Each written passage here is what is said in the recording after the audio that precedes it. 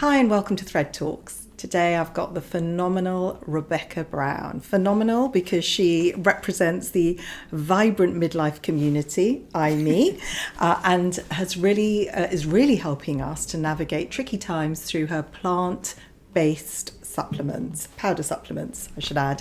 I absolutely love them. I use them every day on my breakfast cereal. But she's going to tell us a little bit more about what they really do for us as an alternative therapy for the midlife community. Welcome, Rebekah. Thank you. Phenomenal. Well, I think everyone in the community would agree that we need as much help as possible. And I'm curious as to why you decided that this was needed. Yeah, it's a really good question. I think two things. One, entirely selfishly, obviously, I had a horrible peri-menopause journey. So the first 2 to 3 years for me were really tricky, and I'm one of those stats. I left the workplace. I struggled terribly with anxiety, with bloating, with hair loss. So for me, it was a journey of self-discovery that led to, as a researcher, just this bank of data that I felt the need to do something with. So that's part of the why. And then I think the other thing is, as a researcher, what I found as I started looking into midlife and menopause and beyond was just the fact that we've been done a real disservice as females, and we don't know enough about our biology and how brilliant it is. And we also don't know the tools that can help us navigate midlife. And I think, it is, what we forget is that menopause is effectively that midway point. And so 40 to 50 years of our lives, if we're lucky, will be postmenopausal. And knowing the tools, whether that's external topical products or whether that's internal nutritional supplements or practices, it's really important to help us age well. Definitely. It's overwhelming, I have to say. And I know that you started this journey, it was maybe 4 years ago, and you were, just playing around in your kitchen and drying vegetables and fruits and discovering what really worked. What would you say are the superfoods that are in your powders that we need? Yes, really good question. I think when we're looking at what we should be putting on our plate, looking at sort of PFF, which is our naturopath and nutritionist's favourite acronym, which is protein, fibre and good fat, is a really good place to start. So looking at the Mediterranean diet can be really, really helpful when you're looking at sort of a simple protocol to follow. And then thinking about some of the sort of herbs that have been used in traditional medicine for sort of centuries for their ability to kind of deliver a real powerhouse of nutrients and ingredients. So you'll find maca in our blends, you'll find moringa, you'll find ashwagandha, lemon balm. All of these herbs have a real ability to sort of soothe that hormone transition. And that's what we're really looking to do in menopause, is to take the edge off the perimenopause roller coaster. And then as we head into postmenopause, to ensure that our bodies have got that kind of nutritional foundation they need to thrive. And so do you suggest that women start using these powders earlier on, so maybe through perimenopause, not just when they've reached that? Yeah, I think the scary thing is, for many of us, we don't know when we're in perimenopause, and I certainly didn't. And so really, from your early 40s, your body will be transitioning, whether you know it or not, and your hormones will be changing, and your estrogen and progesterone will be fluctuating, your testosterone will probably be declining as well, all of which is entirely natural. That's what our bodies are designed to do.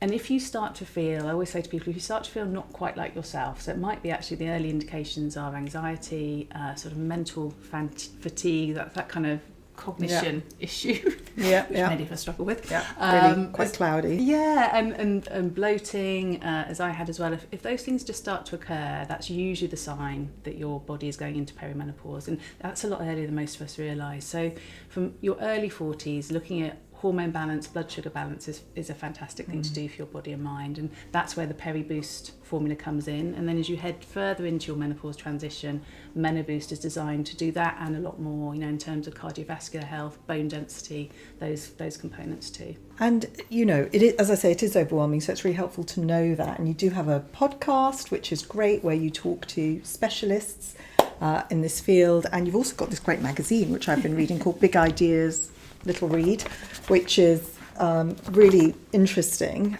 because it is all about what are the alternatives that we can turn to if perhaps we don't want to go to HRT, but also just to have a healthier lifestyle, but your powders just make it a bit easier, because I know that I just sprinkle my powder on my granola every morning. I don't know, are there other, juicing I think is another way to use it? I mean it's always really interesting to see how the community take them, and thank you, I love the fact you love our blends.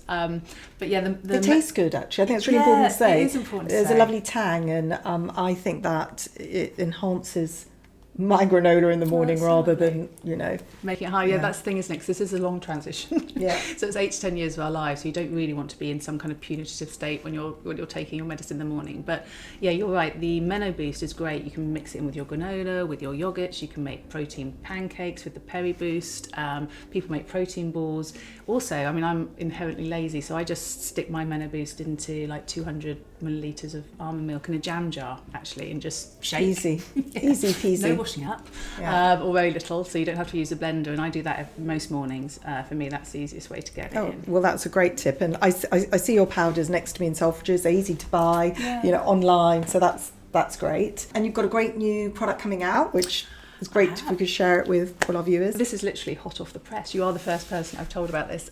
So yes, it's even still got a working title, so I can't reveal its name. Maybe we can have a brainstorm now. Yeah, but one of the interesting things is obviously we track our consumers' symptoms, so we get a very good feedback loop in terms of how Peri Boost and Meno Boost have been working. And over the last 2 years, I think in part due to the pandemic, but perhaps also in part just due to the sheer volume of stuff we as women in midlife have to get through, what we've seen is that although we see a downward trajectory in anxiety, cognitive function and sleep, it kind of plateaus. You kind of get to this point for some women where they still need a little bit more. So we're launching our first encapsulated powder, so you can take it as a pill, but you can also sort of break it up and put it into your breakfast granola still if that's how you prefer it. And it's just going to focus on those 3 cluster symptoms. So it'll be launching at the end of June. We're just going into trial now, which is what we always do. So we're looking at the efficacy and making sure that the clinical data is backed up in real life. But yeah, in theory, it launches. Very exciting. So we've got no name, but it's going to be end of June. Yes. And it's going to be in a capsule form, which I'm really excited. I mean, I think the wonderful thing about powder is it's so adaptable and flexible, and it allows you to kind of get all of those whole food nutrients. And if you look at the Peri Boost and the Meno Boost, it's 29 plus ingredients, but with this one, it's an encapsulated form, which I think for people who are beginning their perimenopause journey, or for people who've got ongoing challenges, it can be taken alongside our foundation powders, but also as a standalone, just as you head into those early midlife years. And talking of ingredients, you said 29 ingredients. Are there any in there that are specifically to help with hair loss? Because this is something that's brought up, especially brows, and we have brow oils and serums, but will this formula help keeping your hair and brows healthy? It does, and I must admit I'm a huge fan of your Brow Boost serum, because I think we always talk about layering up in menopause, so that desire to look at what you're consuming and sort of goodness from within and beauty from within, but also topically what you apply. And